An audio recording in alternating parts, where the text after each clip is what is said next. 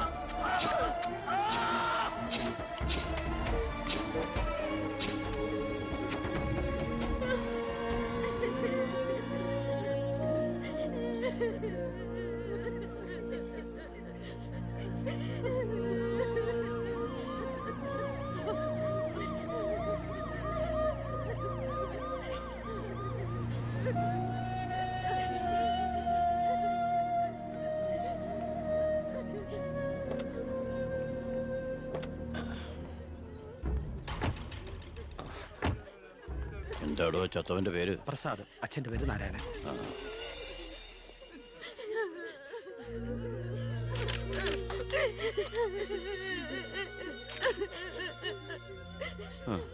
പ്രസാദിന്റെ അച്ഛൻ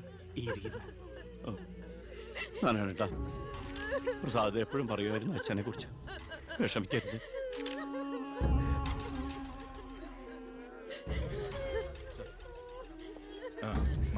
excuse me sir, പ്രസാദിന്റെ കൊലപാതകത്തെ കുറിച്ച് എന്തെങ്കിലും?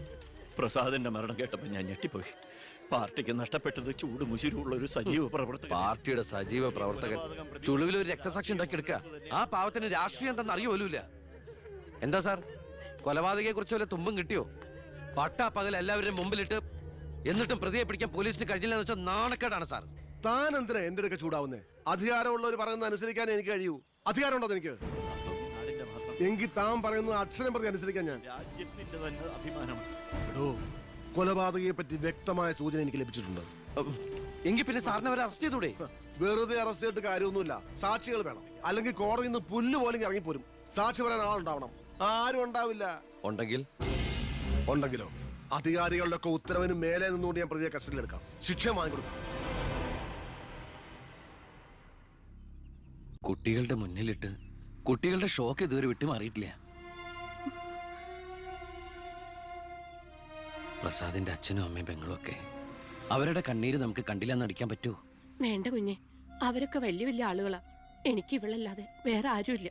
കൊള്ളാവുന്ന ഒരുത്തരെ ഇവളെ കൈപിടിച്ചു കൊടുത്ത് മനസമാധാനത്തോടെ മരിക്കണം എന്നാ എന്റെ ആഗ്രഹം. ശരി, പ്രസാദിന്റെ കൊലപാതകത്തിൽ നിന്ന് നമുക്കങ്ങനെ ഒഴിഞ്ഞു മാറാൻ പറ്റൂ? ഒരു തരത്തിലും നമുക്കില്ലേ പങ്ക്? താൻ ഒരാൾ വിചാരിച്ചാല് കൊലപാതകയെ കോടതിയുടെ മുമ്പിൽ കൊണ്ടുവരാൻ പറ്റും, വ്യക്തമായ സാക്ഷിമൊഴികളോടെ. എന്നെ വിശ്വാസമില്ല ശരിക്ക്. ഞാൻ വരാം. ഏത് കോടതിയിൽ വേണമെങ്കിലും. മോളെ, ഒരു കുഴപ്പമുണ്ടാവില്ലമ്മേ.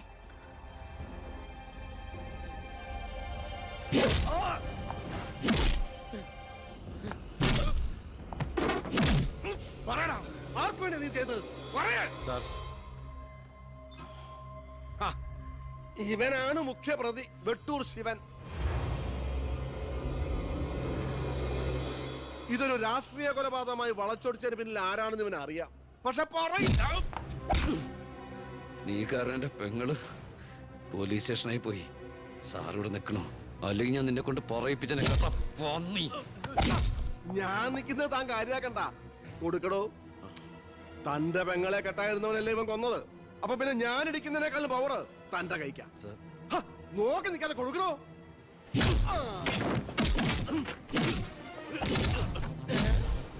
തിരിച്ചടിക്കാൻ തന്റെ അച്ചു വീടോ? ഇടിച്ചു തന്നെയോ? ഇടിക്കടോ.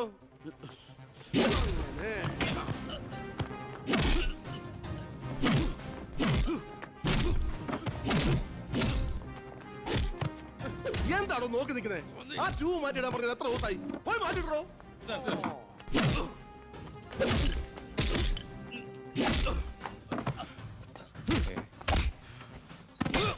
എന്താ സാർ? ഒന്നുമില്ലടോ, പോലീസ് സ്റ്റേഷനിൽ കൊണ്ടുവന്ന് പ്രതി ഓടി രക്ഷപ്പെടാൻ ശ്രമിച്ചു. പിടികൂടിയപ്പോ പറ്റിയ മുറിവുകളാണ് ദേഹത്തെന്ന് FIR എഴുതി ചേർന്നു. സാർ.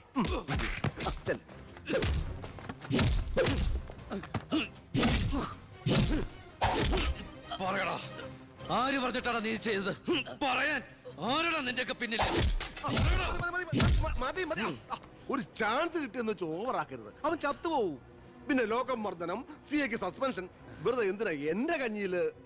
തൽക്കാലം ഇവനൊന്ന് റെസ്റ്റ് എടുക്കട്ടെ. എനിക്ക് അവന്റെ മേലെ കുറച്ച് പണിയുണ്ട്. എന്നിട്ട് ഞാൻ അവനെ കൂടെ സത്യം പറയിപ്പിച്ചോളാം. താൻ ചെല്ലേ.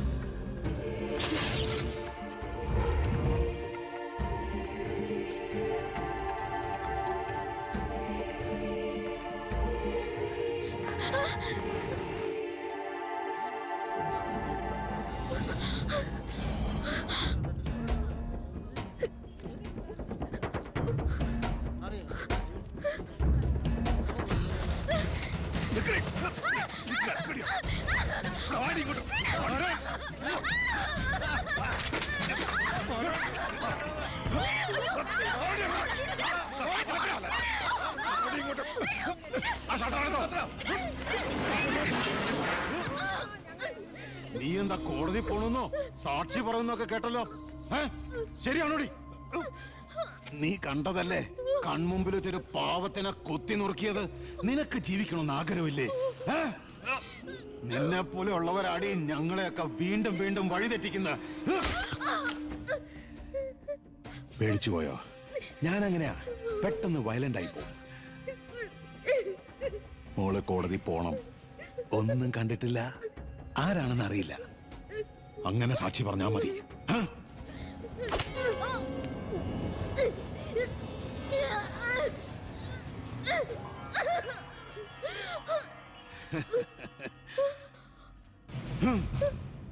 ഇനി ഇതിന്റെ പേരിൽ നമ്മൾ തമ്മിൽ കാണേണ്ടി വരരുത്.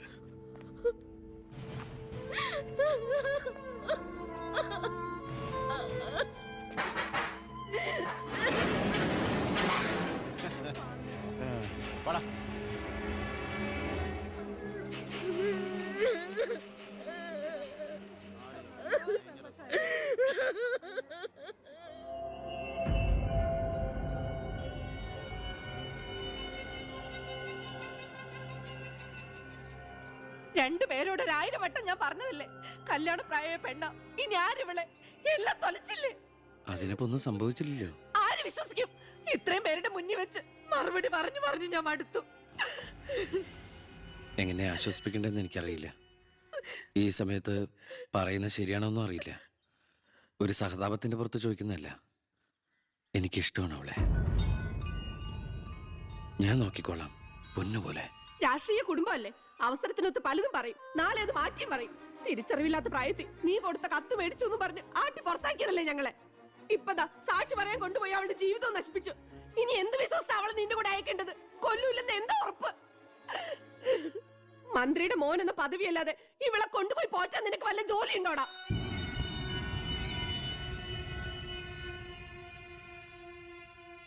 ഇനി മേലാൽ ഇമാതിരി വർത്താനം പറഞ്ഞ് ഈ വീടിന്റെ പരിസരത്തെങ്ങാനും വന്ന ദേവകിയുടെ ശരിക്കുള്ള സ്വഭാവം നീ അറിയും. അമ്മേ, നീ ഒന്നും ഉണ്ടായിരടി. ഇറങ്ങി പോകുന്നുണ്ടോ?